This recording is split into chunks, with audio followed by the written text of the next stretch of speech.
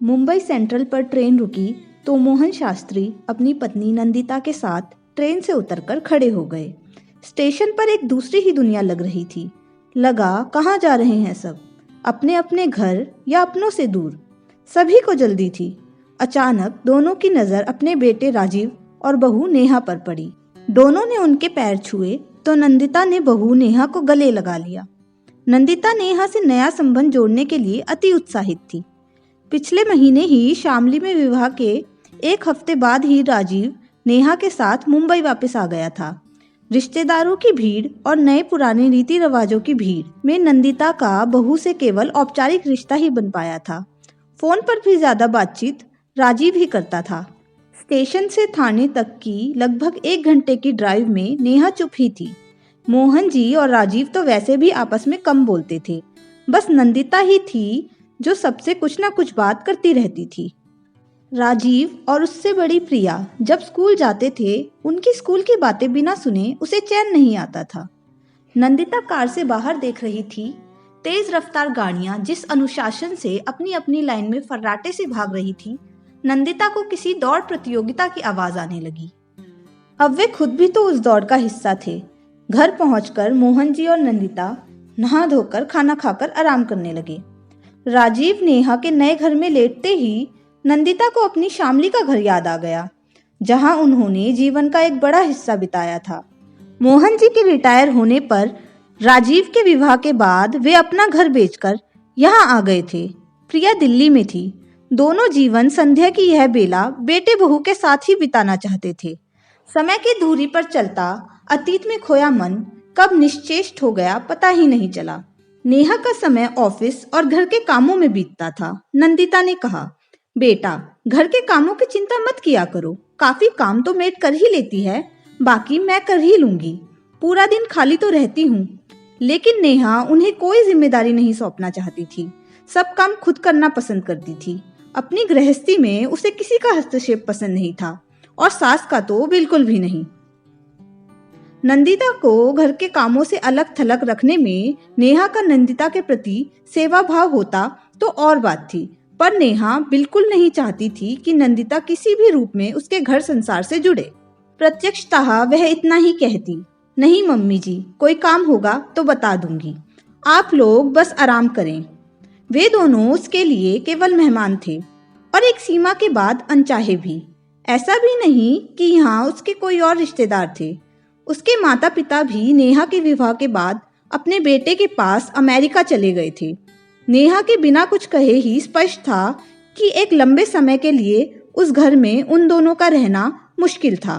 कितने चाव से अपना सब कुछ समेट कर यहाँ आए थे। रिटायरमेंट के बाद अपना घर बनाना तो दूर, यहाँ वो अपनी पहचान ही खो बैठे थे। बेटे बहू के व्यस्त जीवन में उनका कौन सा स्थान है वे समझ नहीं पा रहे थे। वातावरण की औपचारिकता उन्हें दमघोंटू लगने लगी थी।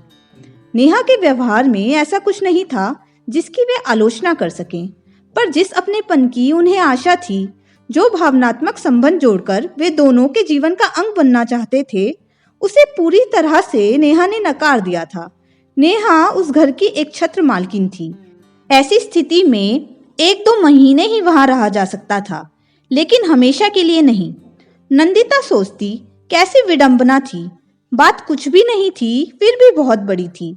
अपने बेटे से कैसे कहे कि तुम्हारी पत्नी ने तुम्हारे माता पिता को तुमसे अलग थलग करने का एक अत्याधुनिक और संभ्रांत तरीका खोज निकाला है।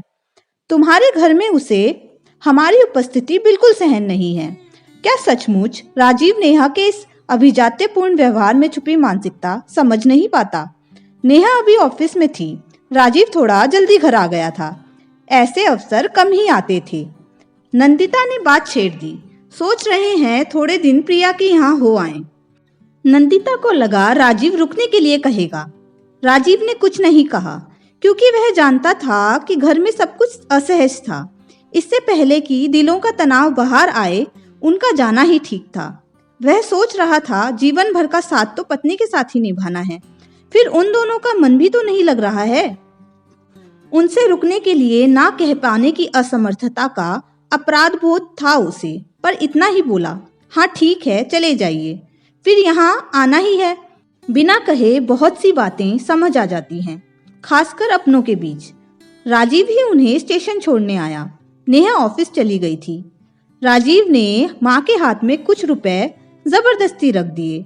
माँ की आंखों में आंसू देख ना जाने कहां से उसकी आंखों में भी आंसू पलकों पर ही ठहर गए।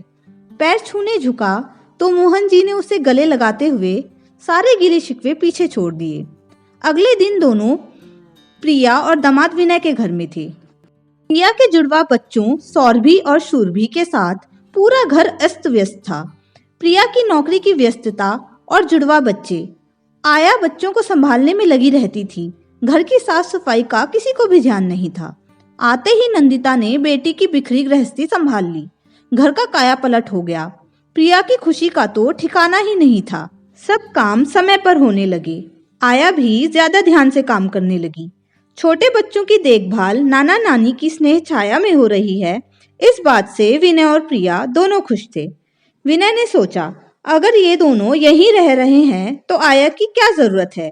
उसने अपने मन की बात नंदिता के सामने रख दी तो उसने भी सोचा, विनय ठीक कह रहा है कि जो देखभाल घर के लोग करते हैं वह नौकर कहाँ कर सकते हैं। जबकि मोहन जी का सोचना था कि इस उम्र में पूरी तरह से बच्चों और घर के काम संभालना मुश्किल है, पर वे चुप रहे। धीरे धीरे घर और बाहर के सारे काम दोनों के कंधों पर ही आ पड़े। शुरू में तो मुंबई के खालीपन के बाद यह व्यस्तता उन्हें अच्छी लगी, परंतु फिर बोझ लगने लगी। आया के जाने के बाद नंदिता अकेली कितना कुछ कर सकती थी। उसने स्वयं आगे बढ़कर सारी जिम्मेदारी ली थी। वह किसी से कहती भी तो क्या। प्रिया और विनय आराम से अपनी सामाजिक और सांस्कृतिक जरूरतों को पूरा करने में लगे रहते। हर शाम नंदिता तो उन दोनों के दोस्तों के आगमन में लगी रहती या वे दोनों बच्चों से बेखबर बाहर घूमते रहते। प्रिया बिल्कुल भूल गई थी कि माँ सालों से अर्थराइटिस की मरीज है और पिता ब्लड प्रेशर के, और इस उम्र में इतनी व्यस्तता और जिम्मेदारियां उनके बस की बात नहीं है। किसी ने नहीं सोचा कि रहने खाने की सुविधा ही जीवन का उत्कर्ष नहीं है, उसके अलावा भी दोनों की कुछ जरूरतें या आशाएं हो सकती हैं। मोहन जी को शामली का अपना घर याद आता है। सुबह उठकर गरम चाय के साथ नंदिता के साथ न्यूज़पेपर पढ़ना और कई खबरों पर बातें करना, जो उनके रिटायर्ड जीवन का एक हिस्सा हो गया था, अब असंभव था। कैसे फंस गए थे वे और नंदिता यहाँ। यह एक दूसरी ही जेल थी, जहाँ उन्हें लगता कि उनसे बेगारी करवाई जा रही है।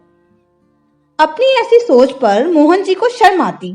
छी, कितने स्वार्थी हो गए हैं वे इस उम्र में। पर चाहते हुए भी मोहन जी ऐसे जीवन में स्वयं को ढाल नहीं पा रहे थे। नंदिता थककर रात को बेड पर लेटती तो सोचती, माँ की कोख से जन्म लेने वाले उसके खून के अंश ही सब कुछ जानते हुए भी अनजान बने रहने का स्वांग करें तो ऐसे रिश्तों का क्या करे कोई।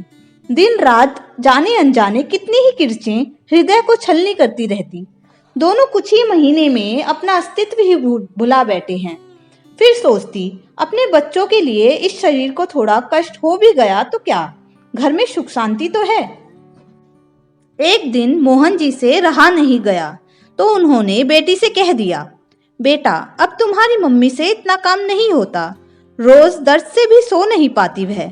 प्रिया तुनक्कर बोली, मम्मी ने खुद ही काम करना शुरू किया था, मैंने नहीं कहा था उन्हें। मेरा घर जैसा था ठीक था, घर तो प्रिया का ही था, वे दोनों तो मेहमान ही थे। प्रिया ने विनय से आया को वापस बुलाने की बात की तो विनय का मूड खराब हो गया। खैर आया आई तो नंदिता ने चैन की सांस ली, लेकिन विनय का व्यवहार बहुत बदल गया, जिसे महसूस कर मोहन जी और नंदिता का मन एकदम उचट गया। अचानक एक दिन मोहन जी ने प्रिया से कहा, कुछ जरूरी काम है, हम दोनों कल सहारनपुर जा रहे हैं। नंदिता हैरान हुई पर उस समय कुछ नहीं पूछा। प्रिया ने सपाट स्वर में कहा, ठीक है।